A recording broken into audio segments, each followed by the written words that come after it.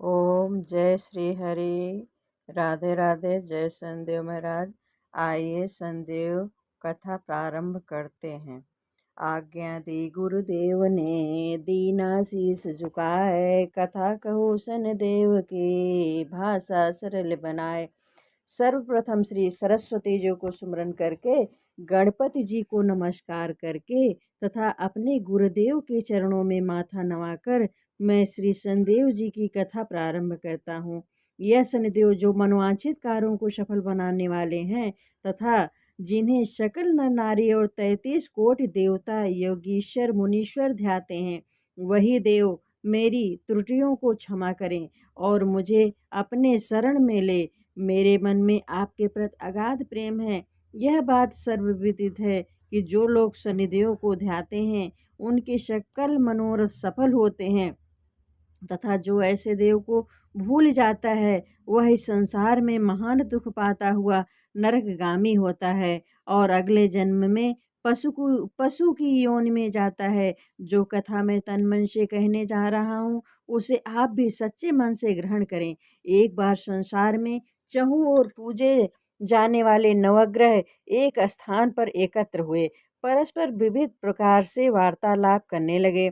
जब बात घूमती हुई उस स्थान पर आ पहुंची कि हम 9 ग्रहों में सबसे बड़ा और सर्वाधिक पूजनीय कौन देव हैं, तो प्रत्येक ग्रह देवता स्वयं को बड़ा कहने लगे।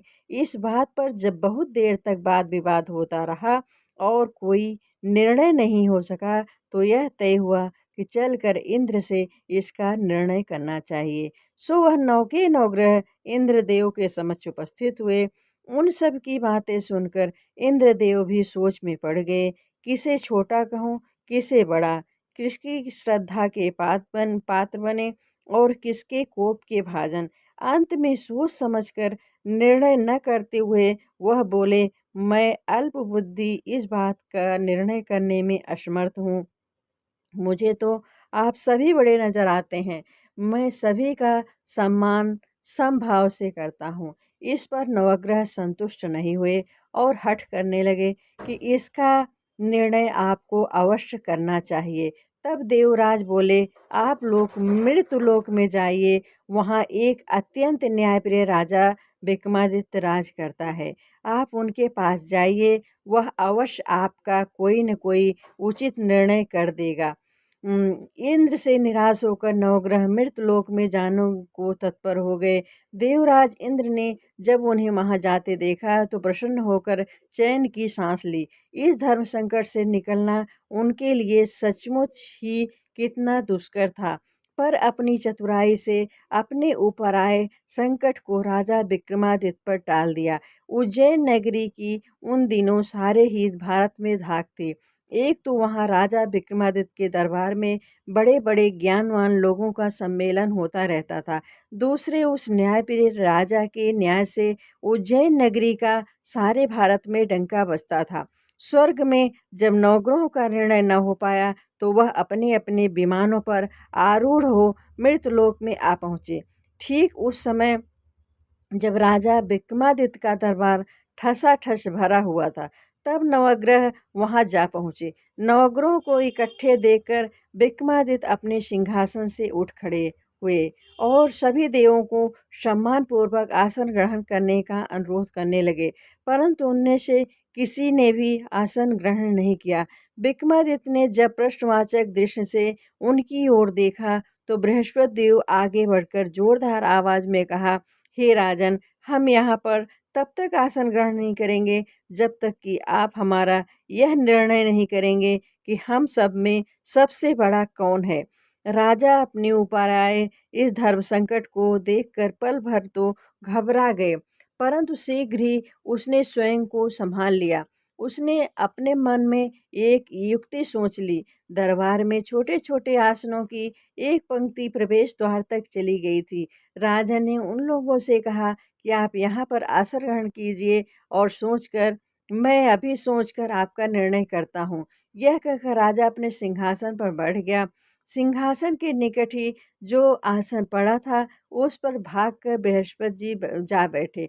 उनके अगले आसन पर सूर्यदेव जा बैठे। सूर्य के निकट ही चंद्रमा और फिर इसी क्रम में बुध, मंगल, राहु, केतु इत्यादि ने भी अपना अपना आसन ग्रहण कर लिया।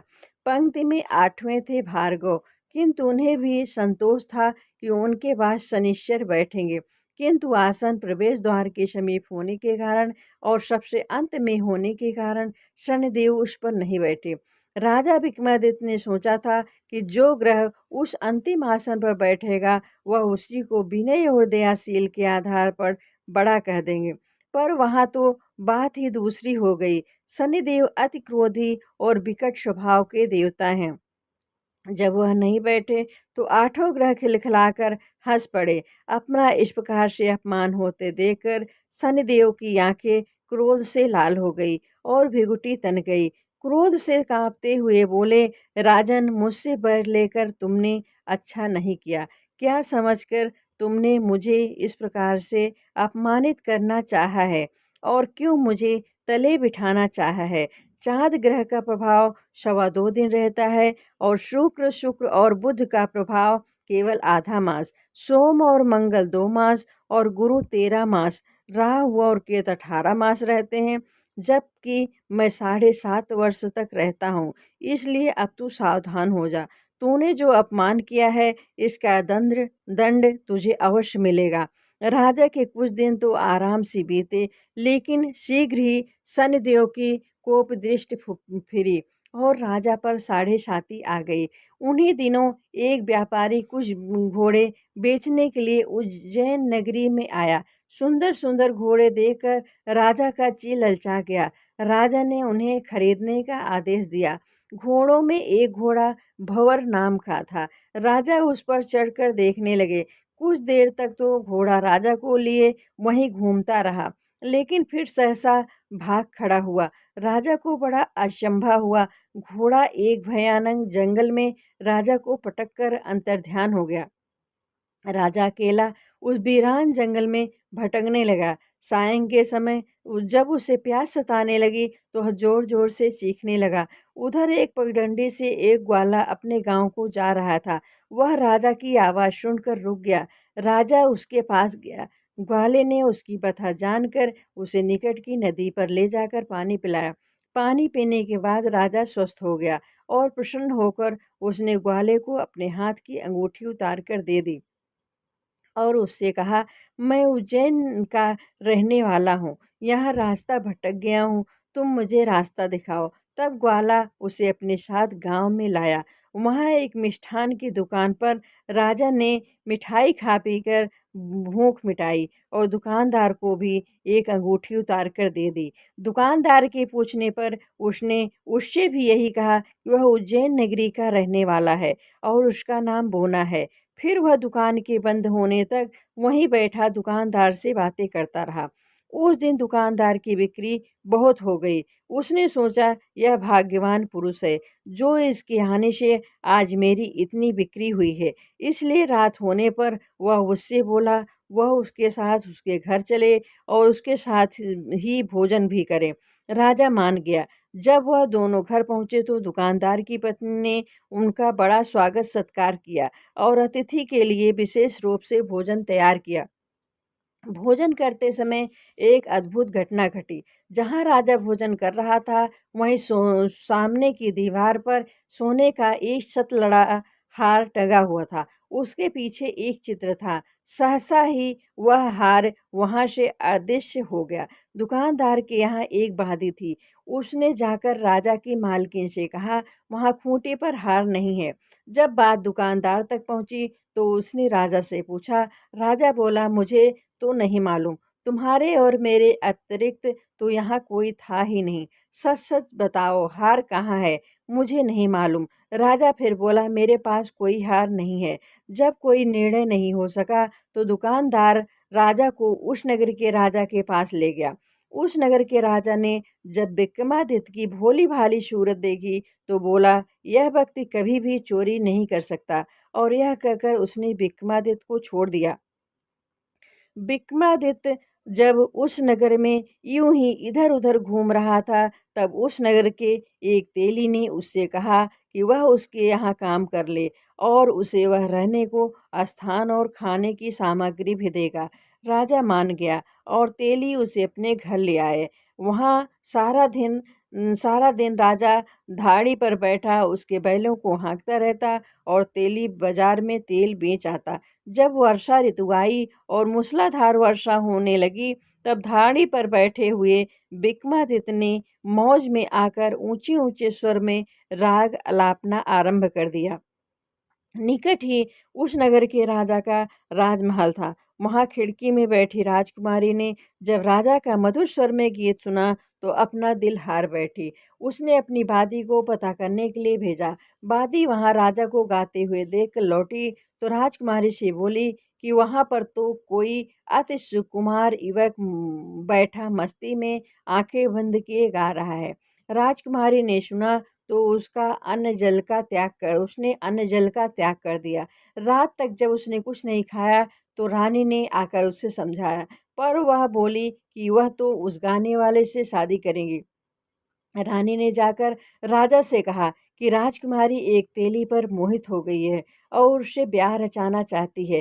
राजा ने सुना तो बहुत क्रुद्ध हुआ। उसने तेली के घर से विक्रमादित्य को बुलाया, उसके हाथ काटकर जंगल में फेंकवा दिए। यह बात जब राजकुमारी को पता चली तो वह और भी अपनी बात पर दृढ़ हो गई। बोली, मैंने तो अब उसी को बल लिया है, वह चाहे कैसा भी हो, मैं उसी के साथ विवाह करूंगी। बेटी की हट देकर लाचार हो राजा ने दोबारा विक्रमादित्य को नगर में बुलवाया और उससे राजकुमारी का मामूली ढंग से पाणी ग्रहण कराया और एक साधारण मकान में दोनों को बसा दिया। दोनों वहीं रहने लगे। एक दिन जब विक्रमादित्य सोया था तो सपन में उसे शनिदेव नजर आए। विक्रमादित्य ने उनके सामने नमस्कार किया और क्षमा याचना की। शनिदेव ने उसे आशीर्वाद दिया और बोले, अब तुम्हारे साढ़े साती खत्म हो गई है। राजा बोला, मुझसे जो गलती हुई हो उसके लिए मुझे क्षमा कर दीजिए। शनिदेव ने मुस्कुराकर उसे आशीर्वाद दिया और राजा के दोनों बाजू दोबारा निकल आए। राजा ने अपनी पत्नी राजकुमारी को रात को जगाया नहीं। वह रात को उसके गले में अपनी बाहें डालकर सो गया। सुबह राजकुमारी की आंखें खुली तो उसने अपने गर्दन में बाहें पड़ी देखी। वह चौंक कर उठ बैठी, लेकिन शीघ्र ही विक्रमादित्य ने जागकर उसको सब बातों से अवगत करा दिया। जब वहां के राजा को यह बात मालूम हुई तो भागा भागा आया। उस अपंग को फिर से स्वस्थ देखकर चकित रह गया। उसने भी विक्रमादित्य से यही कहा कि यह सब शनिदेव की कृपा का फल है और विक्रमादित्य ने अपना वास्तविक परिचय भी उस राजा को दिया और सारा किस्सा विस्तार से सुनाया। सुनते ही राजा विक्रमादित्य के चरणों में गिर गया और क्षमा याचना की। बस यह खबर शीघ्र ही सारे नगर में फैल गई। दुकानदार को जब यह खबर मिली तो भागा भागा आया और विक्रमादित्य के पांव पर लौटने लगा। विक्रमादित्य ने उसे उठाकर आसन पर बिठाया और कहा, तुम घर जाकर उसी खूंटी पर देखो, हार टंगा होगा। और सच ही दुकानदार ने देखा, हार टंगा पाया। फिर विक्रमादित्य ने वहां के राजा से विदा मांगी। तब वहां के राजा ने हाथे घोड़े इत्यादि नौकर नौकरानियों के साथ लश्कर समेत विक्रमादित्य को विदा किया। राजा विक्रमादित्य जब राजकुमारी को लेकर अपनी नगरी उज्जैन में लश्कर समेत पहुंचा तो सारी नगरी में उत्साह छा गया। अपने राजमहल में प्रवेश करने से पूर्व विक्रमादित्य ने नवग्रहों की पूजा की और शनिदेव को सर्वोच्च स्थान दिया। साथ ही उसने नगर भर में ढिढोरा पिटवा दिया कि शनिदेव मनोवांछित फलों को देने वाले हैं और नौ ग्रहों में सर्वोच्च स्थान रखते हैं। इस प्रकार शनिदेव को मनाकर विक्रमादित्य ने अपने राज्य और यश को कीर्ति को प्राप्त कर लिया। बोलो शनिदेव की जय, बोलो नवग्रह की जय। जैसी सुनी तैसी कही, इसमें झूठ न साज। विक्रम भूप इतिहास को सज्जनों देखो बात। सुनो सुनावै सनिकता, गावै जो चतलाय। सत्य वचन है संत का, वाक को संकट जाय। सियावर राम जय जी जय, उमापति महादेव की जय। जय शनिदेव महाराज की, जय शनिदेव महाराज की। ओम जय शनिदेव महाराज की, जय शनिदेव महाराज की, जय शनिदेव महाराज की। ओम जय जय श्री शनिदेव भक्तन हितकारी, सूरज के पुत्र प्रभु छाया मैं तारे। जय जय शनिदेव भक्तन हितकारी, श्याम अंक वक्र दृष्ट चतुर्भुजाधारी। नीलांबर धारे नाथ गज की यशवारी, जय जय शनिदेव भक्तन हितकारी।